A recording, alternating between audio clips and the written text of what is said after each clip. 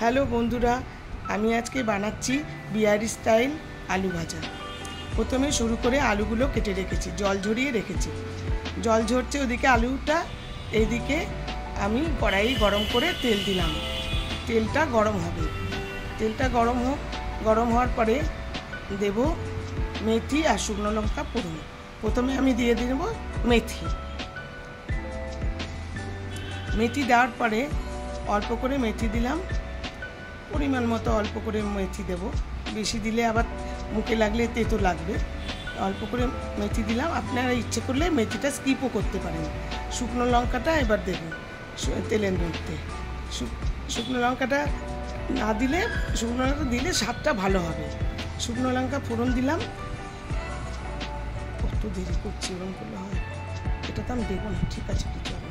শুকনো লঙ্কা ফোড়ন দিলাম, দেওয়ার পরে এবার যেই তেলটা গরম হলো, শুকনো লঙ্কাটাও একটু ভাজা হলো, এবার আমি আলুগুলো কেটে রাখা আলুগুলো আমি এর মধ্যে তেলের মধ্যে দিয়ে দেব।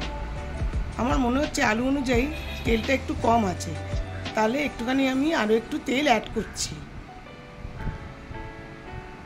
আর একটু তেল অ্যাড করলাম। এবার তেলটা একটু গরম হোক, গরম হলে পরে তারপরে আমি কেটে রাখা আলুটা দেব। এবার আমি কেটে রাখা আলুটা দিচ্ছি। কেটে রাখা আলুটা ওর মধ্যে ছাড়লাম, তেলের মধ্যে ছাড়লাম, তেলের মধ্যে ছাড়লাম। ছেড়ে এবার এবার একটুখানি খুন্তি দিয়ে নাড়াচাড়া করব। খুন্তি দিয়ে নাড়াচাড়া করার পরে ওর মধ্যে মশলা অ্যাড করতে হবে।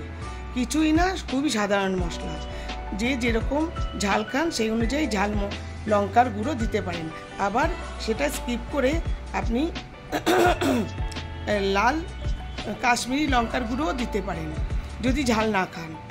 আর একটু হলুদ গুঁড়ো দিতে হবে, আর একটু হলুদ গুঁড়ো দিতে হবে। আপনারা ইচ্ছে করলে চিলি ফ্লেক্সও দিতে পারেন। আমি চিলি ফ্লেক্স দিইনি, কারণ আমরা খুবই ঝাল খাই, সেই জন্য আমি লঙ্কার গুঁড়োই অ্যাড করেছি। এবার আমি নুন দিয়ে দিলাম, পরিমাণ মতো নুন দিয়ে দিলাম। নুন দিয়ে এবার নাড়াচাড়া করব, আমি সবটা মিক্সিং করব। এইদিকে আমি একটা গোলমরিচ আর রসুন একসঙ্গে থেতো করে নেব।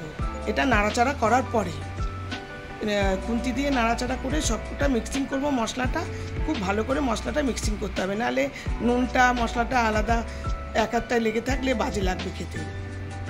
এবার আমি একটা জায়গাতে আমি নিয়ে নেব রসুন কুচি আর গোটা মরিচ নিয়ে নেব। রসুন কুচিটা আবার আলাদা করেও অল্প দিতে পারেন মাঝখানে, কিছুটা হয়ে এলে রসুন কুচিও দিতে, কিন্তু আমি আজকে রসুন কুচিতে একসঙ্গেই দিচ্ছি। রসুন কুচি আর গোলমরিচের যে থেতো করেছি সেটা আমি একসঙ্গেই দেব। নাড়াচাড়া করলাম, নাড়াচাড়া করার পরে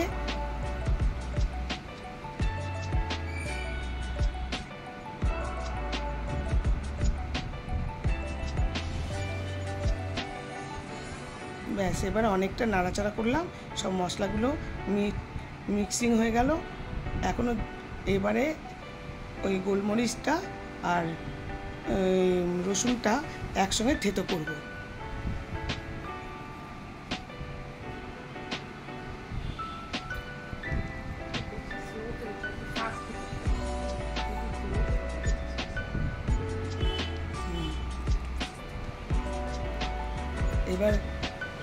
এবার ওটা থেতো করছি, রসুন আর গোলমরিচ থেতো করছি, গোটা গোলমরিচ থেতো করছি।